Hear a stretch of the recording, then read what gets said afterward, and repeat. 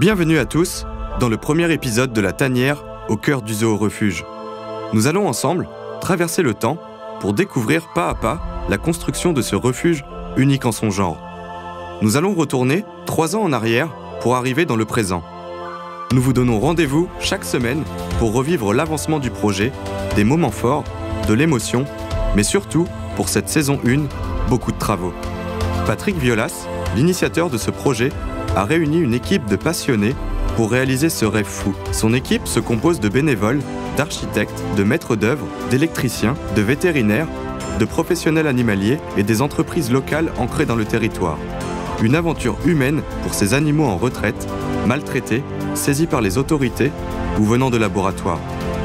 Sur le dossier administratif d'abord, qui était très long, qui a pris 3 ans, 2 ans et demi, et sur les constructions qui ont démarré maintenant il y a un peu plus d'1 an, et sur l'élaboration des plans de chaque bâtiment entouré d'une équipe de professionnels. Chaque bâtiment est très spécifique pour la sécurité des animaux et aussi pour la nôtre. C'est pas des bâtiments qui existent tout près, vous trouvez pas, on va pas sur internet dire je veux acheter un bâtiment éléphant. Il faut le penser, le dessiner, le fabriquer.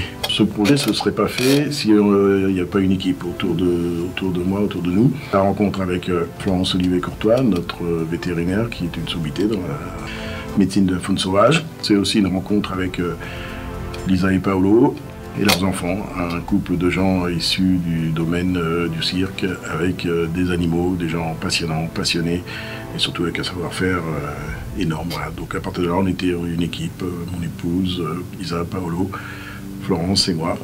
À 5, on a dit on peut y aller, chacun ayant sa spécialité. Aujourd'hui, nous allons suivre le début de la construction de l'enclos des ours. L'entreprise locale qui se charge de ce chantier va couler des tonnes de béton, mais aussi préparer le terrain pour la voirie et les réseaux divers. Alors le genre c'était le bâtiment ours, que les ours étaient là, 4 ours, plus 2 qui sont nés, qui sont arrivés dans le ventre des parents. Il a fallu penser ce bâtiment en premier.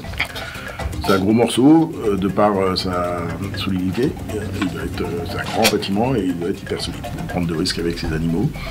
Donc c'est d'abord un dessin, des plans précis, une implantation, des camions de béton pour les fondations. Parallèlement à ça, la fabrication de toutes les grilles.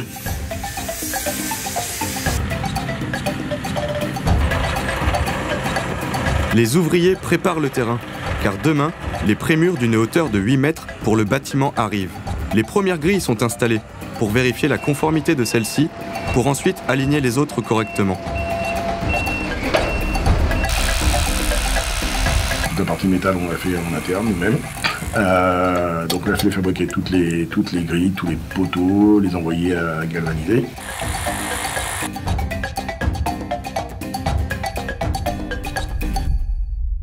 Ça c'est pour les cages extérieures qu'on a là, les enclos. Ça c'est le retour. En fait ça va remonter la grille et après c'est des retours. Mais ça c'est le plus difficile, c'est les coins. Okay. Et les coins on doit penser là beaucoup parce que...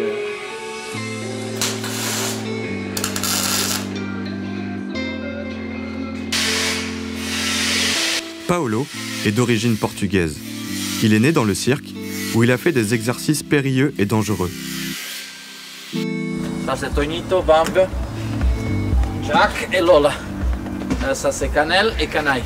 Sa passion, ce sont les animaux. Il a sillonné l'Europe et même l'Amérique du Nord. Il a aussi travaillé dans des parcs zoologiques aux côtés de vétérinaires afin de faciliter les soins donnés aux animaux.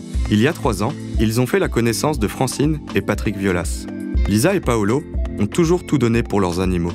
Des ours, des otaries, des chiens, des chats et bien d'autres. C'étaient souvent des bêtes abandonnées.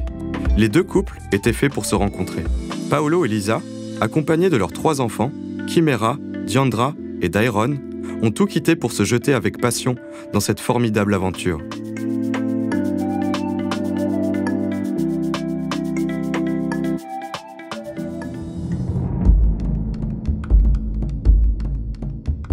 On a 2 sortes de réunions. Depuis 3 ans, on est en réunion tous les jeudis, on était en réunion tous les jeudis après-midi avec les experts, l'architecte, les responsables réseau, un technicien sur l'eau, un technicien sur l'air, zootechnicien, un spécialiste du traitement de l'eau, des animaux, notre vétérinaire, une réunion avec 8 spécialistes autour de la table, tous les jeudis après-midi depuis 3 ans. Et ensuite, à partir de la construction des bâtiments, une réunion de chantier aussi tous les vendredis matins. Donc jeudi après-midi, réunion pour bâtir les plans.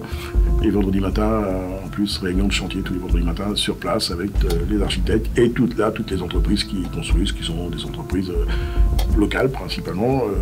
Il y a une ou deux choses qu'on ne va pas trouver en local, qu'on va devoir aller chercher ailleurs, mais sinon c'est une entreprise locale ici. Ce que m'a dit quand même Adrien, c'est que d'ici 3-4 semaines, j'ai un créneau de 3 semaines là, qui commence la semaine prochaine et l'autre d'après là, pour faire le maximum ici, mais après mois de juillet. Donc je suis Vincent Hedelin, responsable de l'agence En Perspective.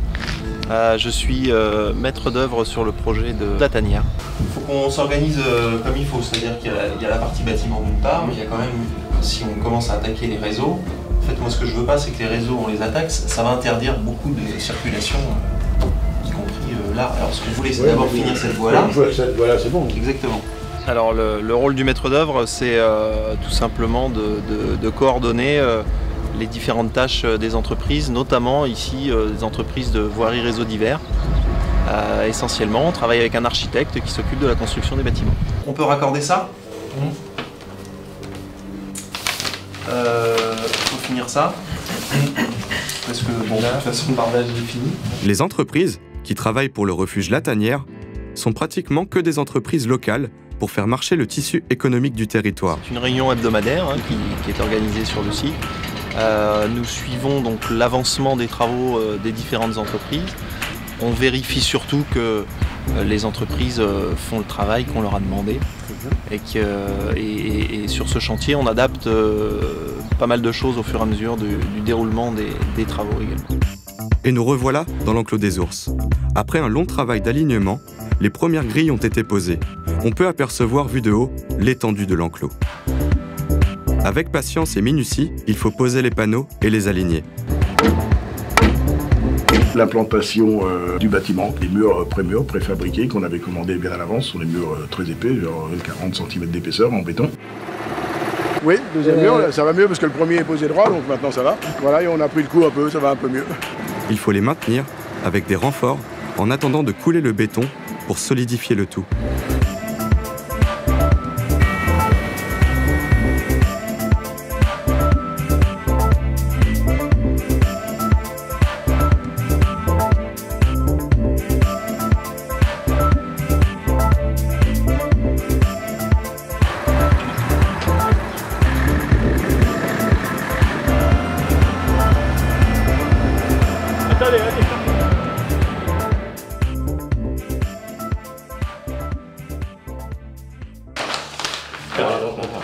Il va un panneau là. Ouais. Ça c'est le petit. Vous avez mis le petit? Ouais. Non, ils se sont trompés de numéro de panneau. On va le déplacer. 3 jours après, 9 panneaux sont déjà installés, mais il y a un gros problème avec un prémur. Une erreur de vigilance, mais heureusement, Paolo est là pour trouver et régler vite le problème, car les autres attendent et cela pourrait mettre en retard le chantier. Et après il y a un autre, la dernière, c'est un trou. Il y a un trou pour l'escalier.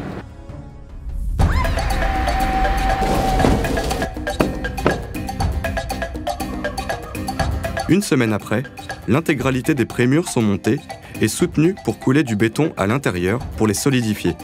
Je suis Florence Olivet-Courtois, docteur vétérinaire. J'exerce dans la médecine des animaux sauvages et des animaux de parc zoologique depuis plus de 20 ans.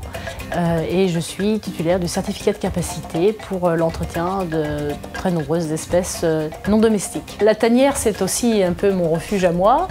Depuis le début de cette aventure, je suis consultante en tant que vétérinaire et spécialiste de la faune sauvage. Et c'est assez naturellement que je me suis mêlée aux effectifs de la tanière et c'est avec beaucoup de bonheur que désormais j'assumerai les fonctions de capacitaire et de vétérinaire de la structure. Rendez-vous la semaine prochaine pour le prochain épisode. N'oubliez pas de liker les pages Facebook et Instagram et de vous abonner sur la chaîne YouTube. Pour nous soutenir, faites un don sur notre site internet www.latanière-zoorefuge.fr.